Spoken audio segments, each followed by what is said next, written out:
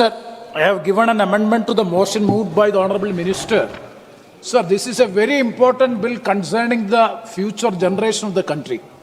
The youth and students were on strike and the entire country is concerned about this subject matter. So very important issue. The people of the country, people in the country would like to make so many suggestions, experts would like to submit so many suggestions. So my amendment to the motion moved by the Honourable Minister is that the bill be circulated for the purpose of eliciting public opinion thereon by 1st December 2026 so that the bill can be made more fruitful. I am moving the amendment. Okay. Shri Gaurav Gogoi.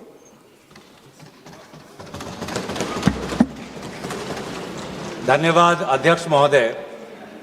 इस bill पर प्रारंभ करने से पहले मैं आपका ध्यान असम में हुए बाढ़ और वहां पर लगभग 70 व्यक्तियों की मौत की तरफ आकर्षित करता हूं और इस सदन से बड़े पीड़ा मन से, बड़े दुखी मन से केंद्र सरकार से असम के लोगों के लिए एक विशेष पैकेज की मैं गुजारिश करता हूं। सर, मैं शुरुआत करता हूं इस बिल से और अभी हमने आदरणीय मंत्री जी के वक्तव्य सुना और उनके बाद और इस संशोधन वाले बिल का विवरण पढ़ के साफ साफ पता चल जाता है कि ये सरकार शिक्षा विभाग को लेकर गंभीर नहीं है, सुधार नहीं लाना चाहती। ये सिर्फ एक दिखावा का बिल है, क्योंकि ये बिल एक संशोधन बिल है। आज से 2 साल पहले ये बिल लाया गया था, public examinations prevention of unfair act 2024। उस समय में भी एक यूजीसी ये नीट के 2024 के परीक्षा को लेकर पूरे देश भर में लोगों के मन में व्यापक चिंता थी। उस समय में भी इसी तरह आज जैसे मंत्री जी कह रहे हैं, सरकार ने इस बिल का इंट्रोडक्शन करते हुए ये कहा कि ये बहुत ही एक ऐतिहासिक कदम है, एक बहुत बड़ा कदम है और इससे शिक्षा विभाग सुधरेगा और इससे परीक्षा में जो पेपर लीक होते हैं अब नहीं होगा, अब किसी का साहस नहीं होगा। ऐसे कड़े दंड उस समय सरकार ने कहा कि 2024 के बिल में वो लाए हैं। तो जो 2024 के नीट यूजी पेपर लीक पे जो तहकीकात हुई, जो इन्वेस्टिगेशन हुआ, मैं पढ़ना चाहता हूं उसकी स्थिति आज क्या है, ताकि पता तो चले कि यह सरकार 2 साल पहले जो नीट परीक्षा को लेकर जो व्यापक भ्रष्टाचारी हुई उसको लेकर यह सरकार कितनी गंभीर है। बहुत दुख के साथ मैं कहना चाहता हूं कि एक अखबार में आर्टिकल आया 2026 में कि जो 45 व्यक्ति थे जो चार्जशीट हुए थे नीट यूजी 2024 पेपर लीक के मामले में, 45 में से 44 को बेल मिल चुका है। ये है इनकी गंभीरता, ये है इनके छात्रों के प्रति इनकी संवेदना। जो मूल व्यक्ति है जिसको मास्टरमाइंड कहा जाता है, संजीव मुखिया, 11 महीने तक वो फरार था। 11 महीने तक सरकार उसको पकड़ नहीं पाई। अप्रैल 2025 में वो फाइनली उसका गिरफ्तार हुआ और फिर उस मामले में उसको बेल मिल गया। मई 6, 2025 एक दूसरे व्यक्ति रंजीत कुमार बरुआ जो करियर एकेडमी एजुकेशन ट्रस्ट के चेयरमैन है, वो बेल। एक अमित कुमार सिंह जो पेपर सॉल्वर के गैंग में था, उसको मई 7, 2025 को उसको बेल। एक पंकज कुमार जो कैंडिडेट्स को वो सारे कागज लीक करता था मोबाइल फोन के द्वारा, मई 15, 2025 उसको बेल। राकेश, जिसका ये आरोप था कि उसने प्रश्न कागज को उसकी चोरी की, उसको बेल। तो ऐसे एक लंबा ब्यौरा है, चाहे वो अमित प्रसाद महाराणा का हो या धीरेन्द्र कुमार पांडा का हो। तो ये कानून उस समय भी विफल था और ये कानून जिस मंशा से आज ला रही है, आज भी ये विफल होगा। ये कानून आपकी विफलता का स्मारक है, क्योंकि ऐसे कानून 2024 के में लाने के पश्चात भी 2026 में तो लीक हुआ ना सर। अगर कानून इतना ही सशक्त था तो आज 2 साल बाद ही इतना बड़ा व्यापक लीक कैसे हुआ? और अफसोस की बात है सर, उस समय में भी शिक्षा मंत्री धर्मेंद्र प्रधान थे, और जब 2024 का जब पेपर लीक का मामला जब पूरे देश भर में आया तो आपको पता है धर्मेंद्र प्रधान जी ने उस समय क्या कहा? उन्होंने कहा कहां हुआ पेपर लीक, नहीं हुआ पेपर लीक। और आज भी पहले 2.5 महीने तक तो उनका रवैया यही था कि कहीं कोई धांधली नहीं हुई, सरकार ने बहुत अच्छा काम किया है। 21 बच्चों की जान गई, आत्महत्या उन्होंने की। आपको शर्म नहीं आती इस सरकार को कि जिस मंत्री के तहत में 21 बच्चों ने अपनी जान गंवा दी, आत्महत्या की, जब उसने अपने मंत्री पद से इस्तीफा दिया, कल जब वो सदन में आए आपने उनको ऐसा माला पहनाया ताकि जैसे वो पाकिस्तान से जंग लड़के आए हैं, ऐसा माला पहनाया, ऐसा उनका वजूद उनको बड़ा किया मानो कि वो पाकिस्तान से जाकर सीमा पे जाकर जंग लड़के आए हैं। ये है उनकी सच्चाई। दुख लगता है सर। आज ये बात प्रधानमंत्री आते हैं इंस्टाग्राम के रील पर, वो अलग बात है कि जो पहली कैबिनेट बैठक हुई उस कैबिनेट बैठक में शिक्षा को कैसे सुधारा जाए, पेपर माफिया को कैसे खत्म किया जाए, पेपर सेटर के माफिया को कैसे खत्म किया जाए, पेपर सॉल्वर के माफिया को कैसे खत्म किया जाए, टेस्टिंग सेंटर के माफिया को कैसे खत्म किया जाए, प्रिंटिंग प्रेस के माफिया को कैसे खत्म किया जाए, कोचिंग सेंटर के माफिया को कैसे खत्म किया जाए, सिलेबस कैसे स्कूल के सिलेबस के साथ मिले, आउट ऑफ सिलेबस परीक्षा के पेपर ना आए, सीबीएसई के ओएमआर में धांधली न हो, इन सब चीजों पर व्यापक चर्चा करने के बजाय प्रधानमंत्री मोदी जी कहते हैं इंस्टाग्राम पर और ध्यान दो, इंस्टाग्राम पर और ध्यान दो। और प्रधानमंत्री जब आते हैं हाई पावर कमेटी की बात करते हैं तो 2 साल पहले जो के राधाकृष्ण की जो हाई कमेटी थी उसका क्या हुआ? 2 साल हाई कमेटी आपने गठन की, प्रधानमंत्री केंद्र सरकार के निरीक्षण में एक हाई कमेटी बनी, के राधाकृष्ण फॉर्मर इसरो के चेयरमैन। अगर वास्तविक में उन्होंने इतना बढ़िया काम किया तो 2 साल पश्चात ही आज क्यों दोबारा ऐसा पेपर लीक हुआ? सरकार ये दिखाना चाहती है कि ये बहुत गंभीर है। पिछले कुछ दिनों में पता चला कि एनटीए के लगभग 47 लोगों को बदला गया। सर मैं इस सरकार से मैं ब्यौरा चाहूंगा कि वे जो 47 लोग हैं जिनको आपने ट्रांसफर किया या सस्पेंड किया, कौन है वो? क्योंकि एनटीए की जो एक्चुअल सैंक्शन कैपेसिटी है, एनटीए की जो सैंक्शन कैपेसिटी है वो 34 की है, 34 की सैंक्शन कैपेसिटी है। ये 47 कौन है? कौन है ये 47? 34 में से तो शायद 10-11 वैकेंसियां हैं, 24 ही है जहां पर लोग बैठे हुए हैं। तो ये जो 47 जो सैंक्शन, ये कौन है? जो आउटसोर्स करके अपने लोगों को लाया एनटीए में, वो लोग हैं क्या? उसका ब्यौरा मिलना चाहिए। हम जानना चाहते हैं, आपने एनटीए के डीजी को बदला और एनटीए के चेयरमैन को रखा, ऐसा क्यों? ऐसा क्यों? आपको एनटीए के डीजी पर विश्वास नहीं, आपने मान लिया कि शिक्षा मंत्री धर्मेंद्र प्रधान जी का इस्तीफा होना चाहिए, आपने ये भी मान लिया, तो आपको एनटीए के चेयरमैन पे इतना विश्वास क्यों? ये हम जानना चाहते हैं।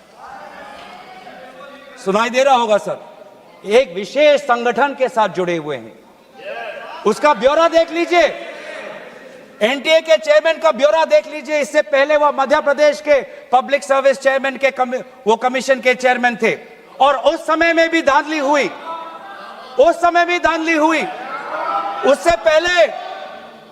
उससे पहले वो छत्तीसगढ़ में भी पब्लिक सर्विस कमीशन में चेयरमैन थे, उस समय में भी धांधली हुई। ऐसे इतने धांधली से जुड़े हुए व्यक्ति को आज भी इतने पेपर लीक होने के पश्चात भी आपकी सरकार बचा रही है। आपकी सरकार बचा रही है। जिस एनटीए के द्वारा 21 बच्चों ने आत्महत्या की, आज भी वो चेयरमैन बचा हुआ है। क्यों? क्योंकि वो एक विशेष संघ के साथ जुड़ा हुआ है। और यही दर्शाता है कि आप शिक्षा विभाग में आप सुधार नहीं चाहते, क्योंकि आरएसएस के लिए शिक्षा विभाग बहुत ही महत्वपूर्ण विभाग है, महत्वपूर्ण विभाग है। मैंने कोई असंसदीय बात नहीं की। आरएसएस के लिए शिक्षा विभाग बहुत महत्वपूर्ण विभाग है। और इसीलिए हम देखते हैं, चाहे यूनिवर्सिटीज के वाइस चांसलर्स के अपॉइंटमेंट में हो, कॉलेज के प्रिंसिपल के अपॉइंटमेंट में हो, जब फैकल्टी की बदली होती है उसमें हो, चाहे आउटसोर्सिंग में हो, हर चीज में हम देखते हैं कि जो जिन यूनिवर्सिटी की कल्पना पंडित नेहरू ने एक साइंटिफिक टेम्पर के द्वारा उन यूनिवर्सिटीज के एक सपना देखा था, आज उन्हीं यूनिवर्सिटीज में क्वालिटी पर ध्यान नहीं दिया जा रहा। आप शिक्षा के माध्यम से इस पीढ़ी को आने वाले चुनौतियों के लिए तैयार नहीं कर रहे। आप शिक्षा के माध्यम से इस पीढ़ी के लोगों को आने वाले समय में आपके दल के सदस्य बने, आपको वोट दे, उसके लिए आप एक माहौल बना रहे हो। यह है आपके लिए शिक्षा का उद्देश्य, यह है शिक्षा का उद्देश्य। और हमने देखा कि वे जो संस्थाएं, चाहे वो आईआईटी हो, चाहे जेएनयू हो, चाहे डीयू हो, देश भर से माता पिता अपने बच्चों को बोल रहे कि जाओ दिल्ली जाओ, अगर दिल्ली नहीं जा सकते तो बॉम्बे जाओ, बिहार में जाओ, लेकिन धरना प्रदर्शन करो।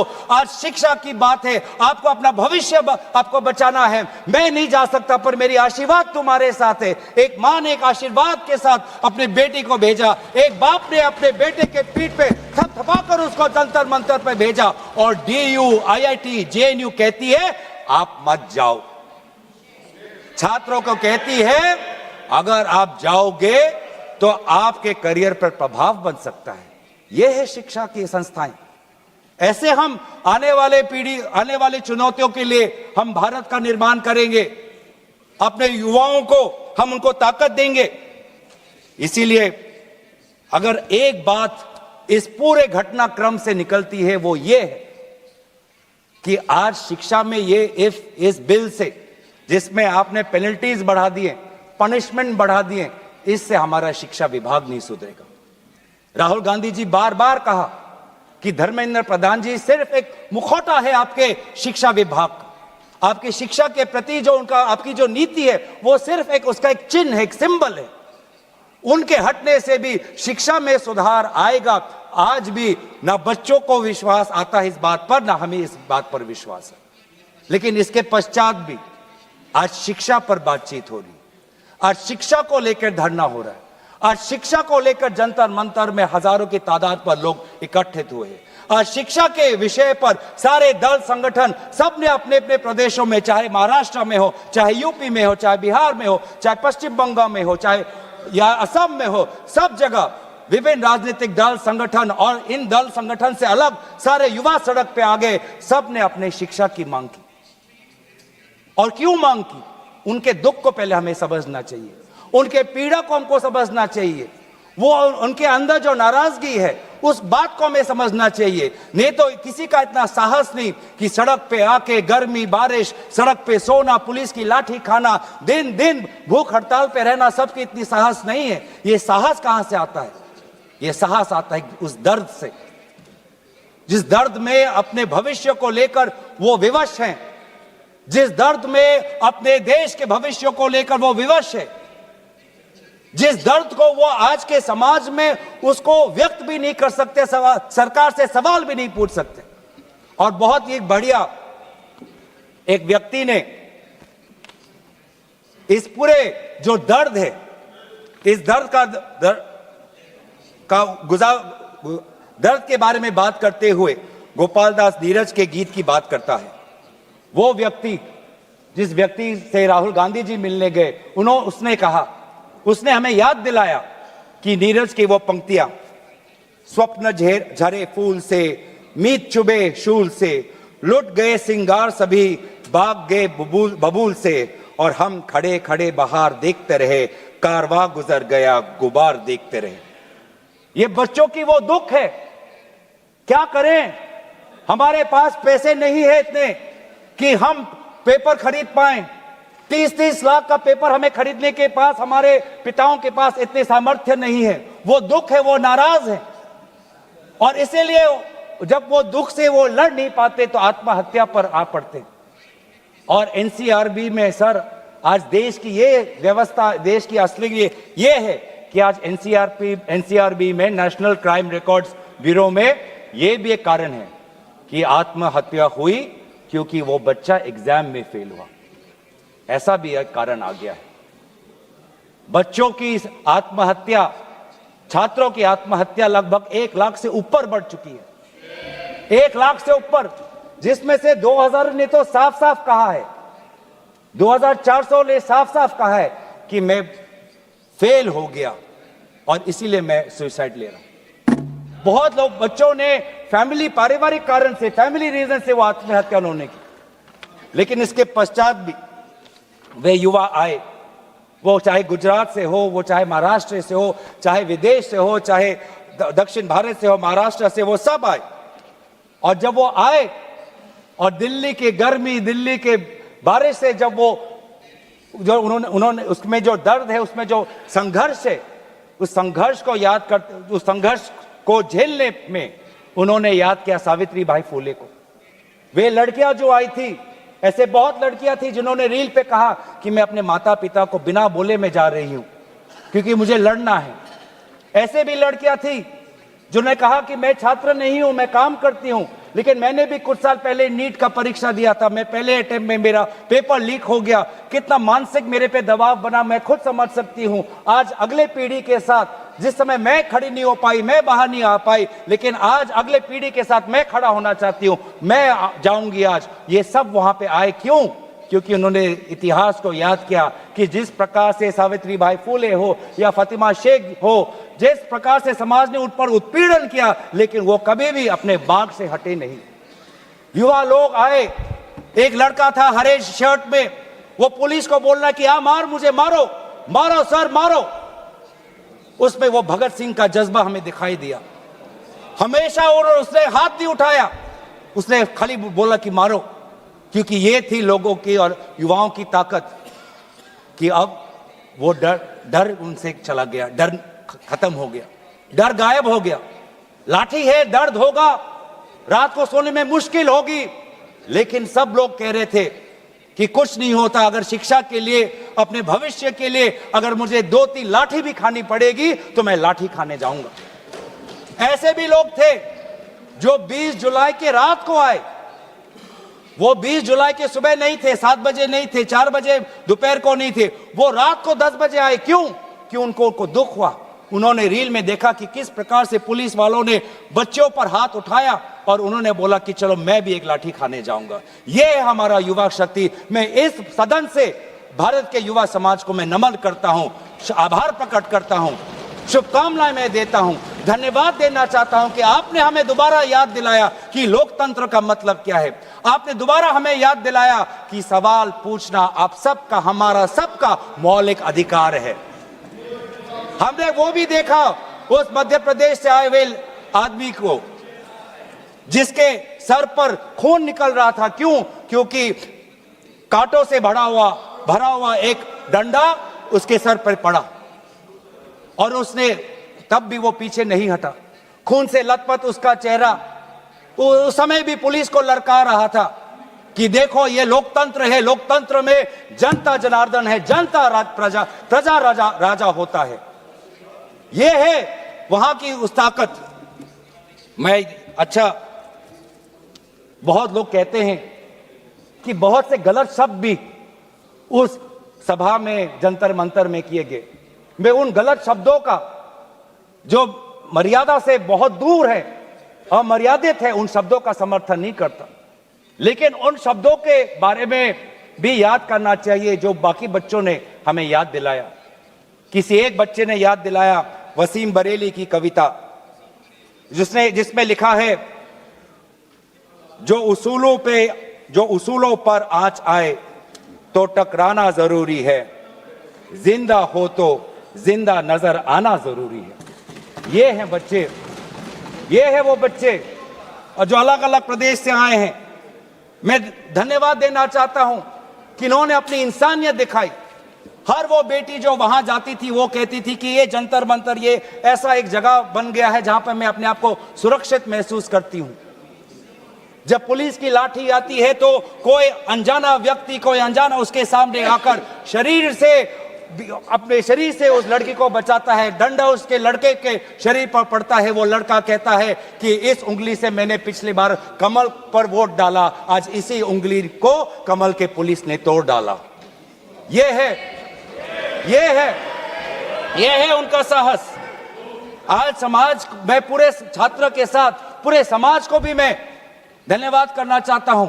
उस गुरुद्वारों को के संचालकों को मैं धन्यवाद करना चाहता हूं जिन्होंने अपना दरवाजा खोला, लोगों को वहां पे शरण दिया। ये है हमारी देश की खूबसूरती। मैं धन्यवाद देना चाहता हूं कि देश भर से लोगों ने फोन किया कि मैं वहां जा नहीं सकता, लेकिन स्विगी के द्वारा उन बच्चों को खाना तो पहुंचा सकता हूं। मैं धन्यवाद करना चाहता हूं उन वकीलों का, वो चाहे सुप्रीम कोर्ट के बाहर हो, चाहे वो जंतर मंतर पे आए हो, सबने बोला कि लोकतंत्र के साथ, संविधान के पक्ष में आज हम सब यहां पे खड़े हैं। लेकिन जहां पर हमने हमारी खूबसूरती देखी, जहां पे हमने इंसानियत देखा, जहां पर हमने लोकतंत्र की ताकत देखी, वहीं पे हमने इस सरकार की क्रूरता भी देखी। हमने देखा आपने किस प्रकार से पैलेट गन का इस्तेमाल किया, हमने देखा किस प्रकार से आपने इलेक्ट्रिक बेटन का इस्तेमाल किया, हमने वो भी नजारा भी देखा कि किस प्रकार से एक पुलिस कर्मचारी ने एक लड़की के गाल पर थप्पड़ मारा। वो एसीपी का नाम भी हमें याद है, उस पुलिस कांस्टेबल का चेहरा भी याद है जिसने अपने डंडे के साथ एक लड़की के प्राइवेट पार्ट पे उसने आक्रमण किया। हमें याद है वो लड़कियां जिन्होंने उनके आंसू निकल रहे थे आंखों से और कह रहे थे कि पुलिस वाले उनको मां बहन की गाली दे रहे थे।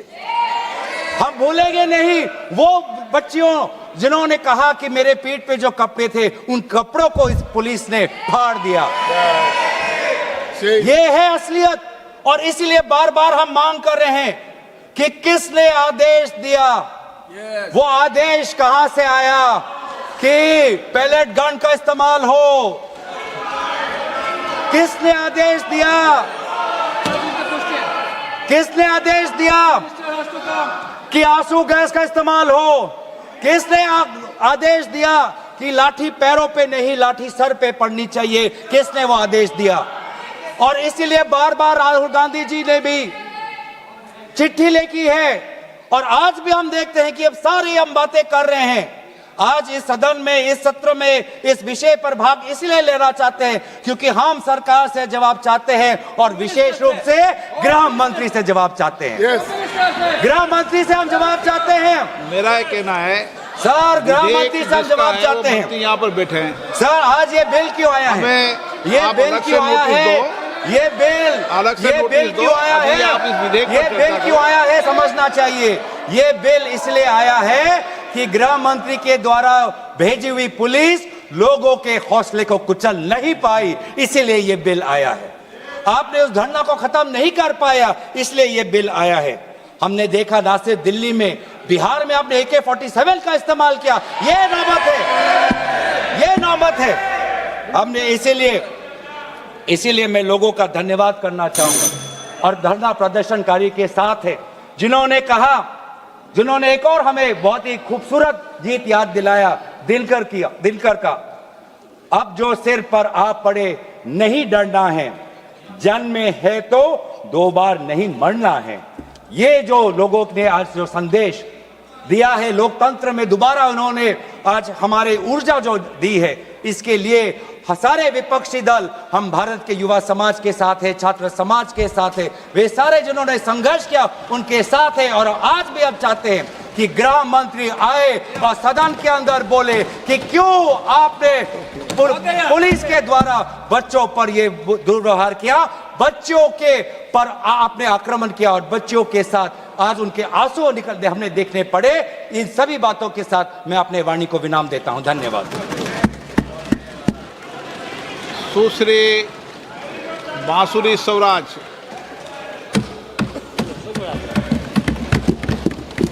धन्यवाद अध्यक्ष जी।